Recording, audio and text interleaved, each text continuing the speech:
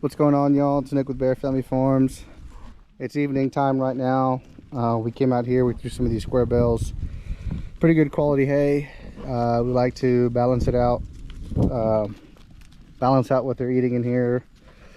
Not much forage left. They've picked through it all. Really the only thing they're eating, let's see if I can find any on the ground. I doubt I can, but the only thing they're really eating right now are these acorns falling from these oak trees. These acorns have an acid called tanic acid, so you know, too much of that, just like anything, just like with humans or any kind of animal, too much of one thing can lead to sickness, possibly death. So we throw out this hay. It's really good quality hay. It's 16-17%, maybe even higher than that, coastal hay. And sometimes we'll throw out some Sudan hay as well. Sudan hay grades they seem to like that stuff too, but it's important to balance that rumen. Don't just feed them one type of hay all year. Feed them a variety of hays, feed them a variety of feeds if you are supplementing in the winter time like this.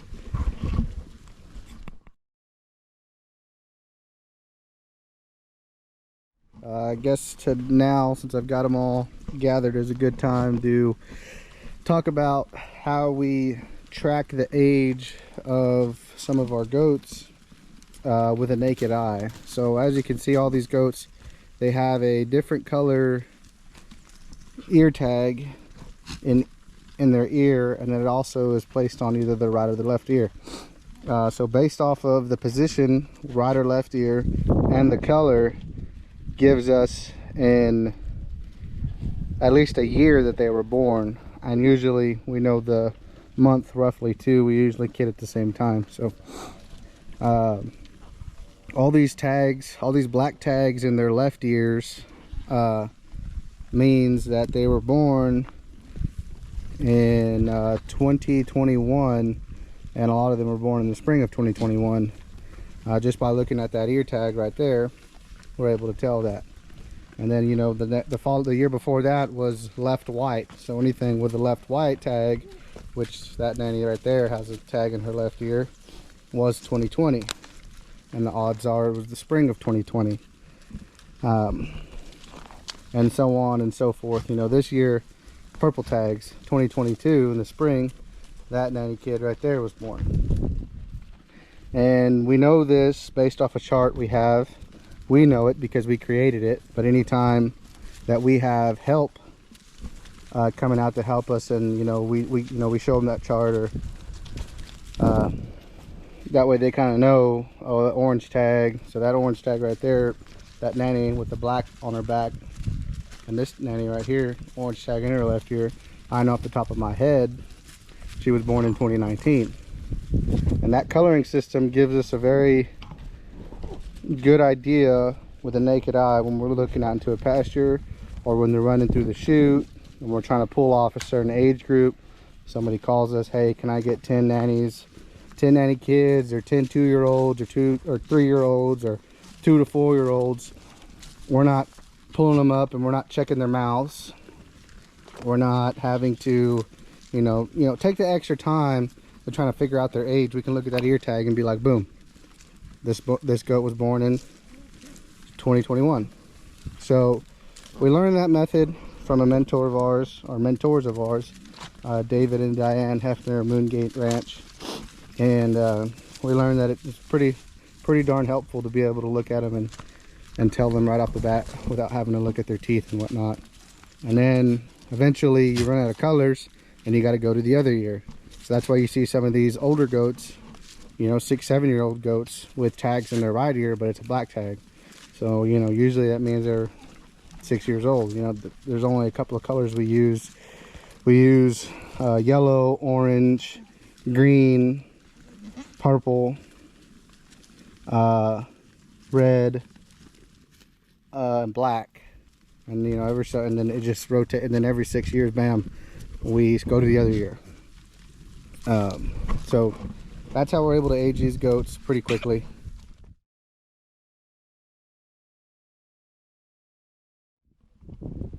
Here's a good example of an older nanny with the opposite tag, or the opposite ear tag.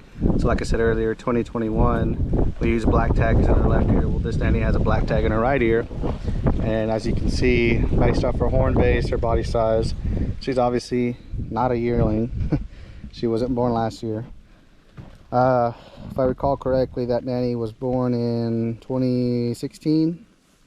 So do the math on that. Actually, probably 2015. Yeah, 2015. So she'll be 8 in the spring of next year. Yeah, she'll be 8. But a pretty good looking nanny for being such an old nanny. Keeping her body condition very well. She raised a kid this spring. She had a single, if I recall correctly. Very symmetrical, rear to front, a little low to the ground, but it doesn't hurt too much. But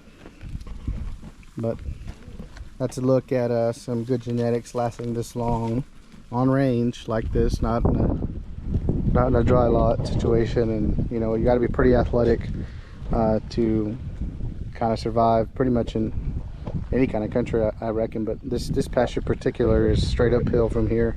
You can already see down there it goes downhill, but pretty much all the way uphill. They go up and down this hill pretty much all day. They're getting good exercise, and we've learned that when they're in pastures like this, they're getting the opportunity to walk around and move like a herd should. They look a hell of a lot better than being in a dry lot situation, just getting packed full of grain. But that's just our opinion. But these coats are coming in, these winter coats are coming in. Everybody's looking really good. We were gonna pull these billies out here pretty soon. Pretty sure these goats are all bred, and they'll go across the power lines over to this other pasture right on the other side of there, on the other side of this little open area. And we haven't been in that pasture since the spring of this year, so it's been about 6 months or so.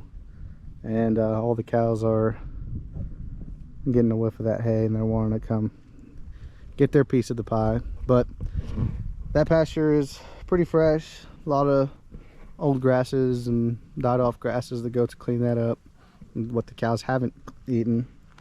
A lot of acorns, and we'll do the same way, and then with the hay and balancing their rumen and whatnot. And they'll kid in that pasture. There's a lot of cover, there's a lot of natural cover in that pasture, a lot of creek beds, a lot of areas that they can get up underneath something if snow does come in January, February. Cold, you know, all those trees keep that wind chill off of them. So it's a good place to kid. It's not a good place to find kids, but we probably won't go looking for them till, we'll go out there in March and see some of them hit the ground, but we won't pull them out till, you know, 2 months after that. So, but they'll be in that pasture for quite a bit of time, and we're looking forward to it. A lot of people ask, you know, how do you know what a Kensan goat or Kensan bloodline Spanish goat looks like? And the answer is you really don't. There's the dominant traits like the red, just like that one, or the really light buckskins, the duns, like that one. And then you can also get straight black ones, like that one. Or you can get color, like that one. Or you can get a roan grayish color, like this one here. Or you can get paints, like those two. There's a traditional one, like I was talking about earlier, that older nanny. You can get the badgers, like that nanny there. Beautiful nanny. All these nannies are beautiful. There's your traditional Kensan right there. Another paint. There's another, that's a traditional one there. That red, that blood red. She is a brown red, but her cashmere's coming in, so you can't really see that. Her as well. But then here's another black one. Got little socks on her. Another badger there. The answer is you never know what you're gonna get. There's one there. all white nanny.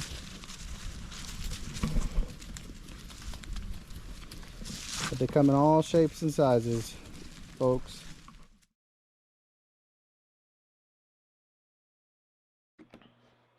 A quick side story on the color of these goats. When I say traditional, a lot of folks look at the red goats, the blood red goats, and they also see the very light buckskin looking goats. Um, Robert Kensing, which is creator of this bloodline, and his wife are very good friends with our mentors that are still at it raising goats, David and Diane Hefner.